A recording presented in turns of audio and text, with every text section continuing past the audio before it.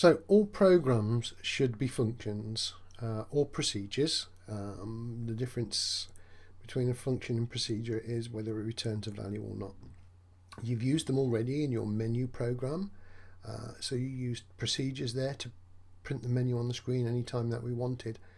And we're going to turn the program that we've got into a function so that we can use it. And I'll probably do something a little bit strange in the next video just to show you why this is sort of important.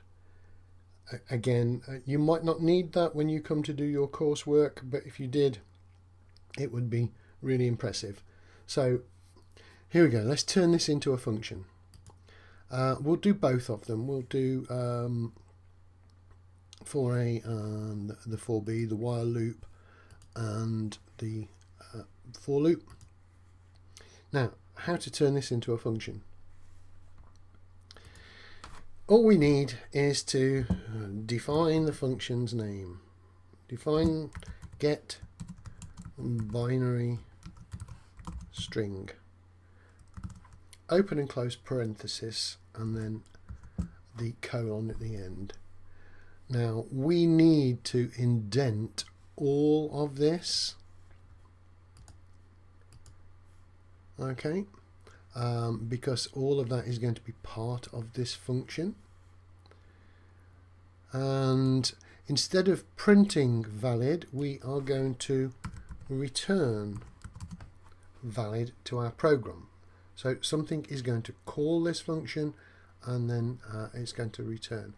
At the moment we have no program. If I save this, and let's try that file, save as minitask5a py.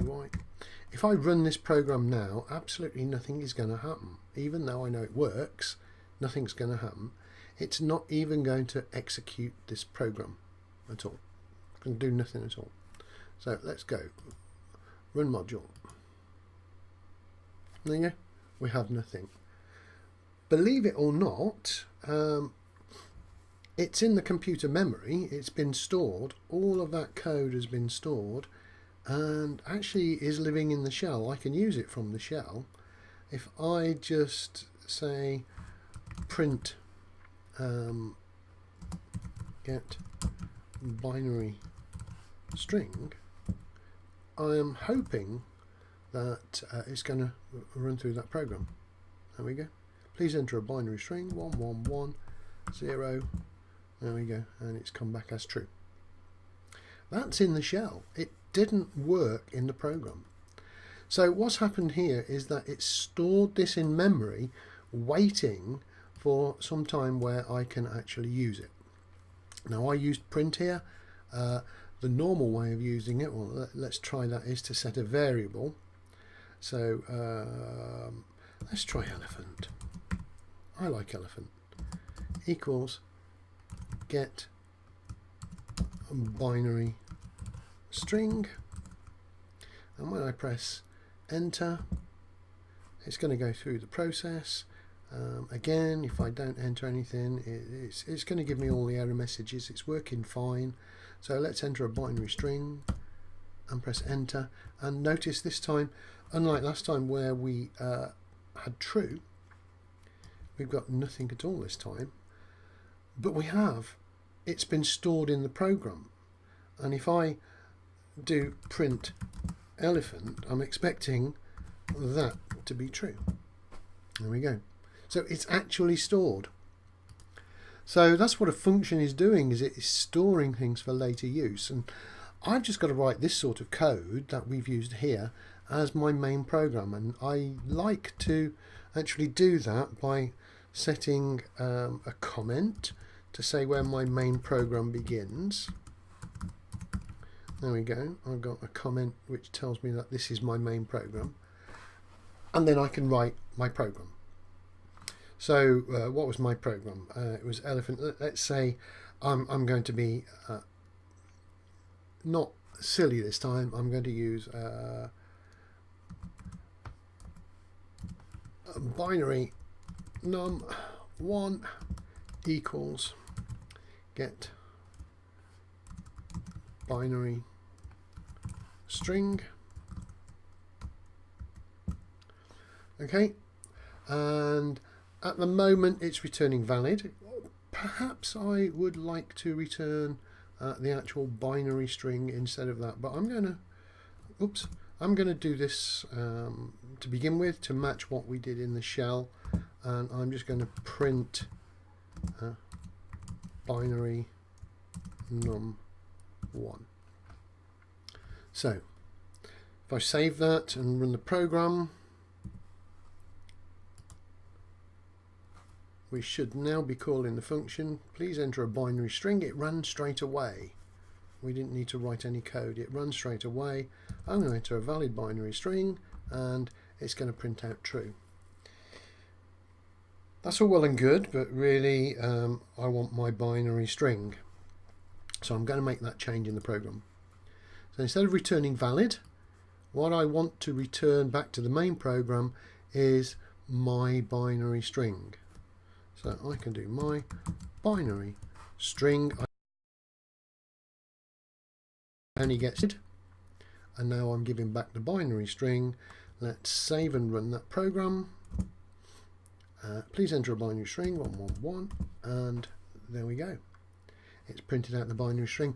The nice part about this function is if I want to have a second binary number, I can just type binary num2 equals get binary string,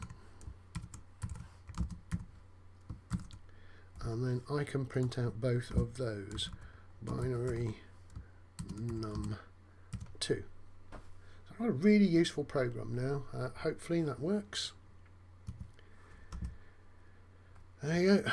Let's see this in action. So please enter a binary string 11101. Please enter a binary string. I have not made a mistake as I did up here. It's asking for a second version. So if I do 111, then it's going to print both of those out. So we've now got a function that we can use. We're printing them out at the moment, but we could store those for later use. That is in the 5a version. Let's do it in the while version really quickly, see what we get. So here, remember we've got to type def get binary string. Okay, and don't forget we need to indent all of this. Indent region, we're not going to return valid, we're going to return my binary string. We'll return it, not print it. And then we're going to have a main program.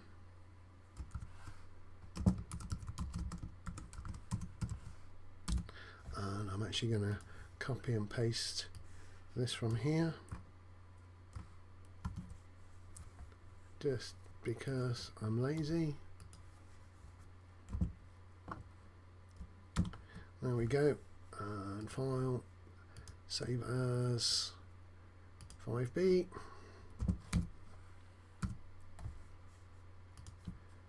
.py. Hit the save, run the program, and we should have exactly the same results. Please enter a binary string. Whoops. 1010 and love Python, and I'm just a little bit off the screen here. Let's just make that big screen. And 0101. There we go. So that's both of them, the while loop and the for loop, now running as functions.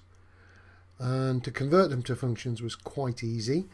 In the next video, which isn't part of the tasks, I'm going to show you a good reason why we're using functions.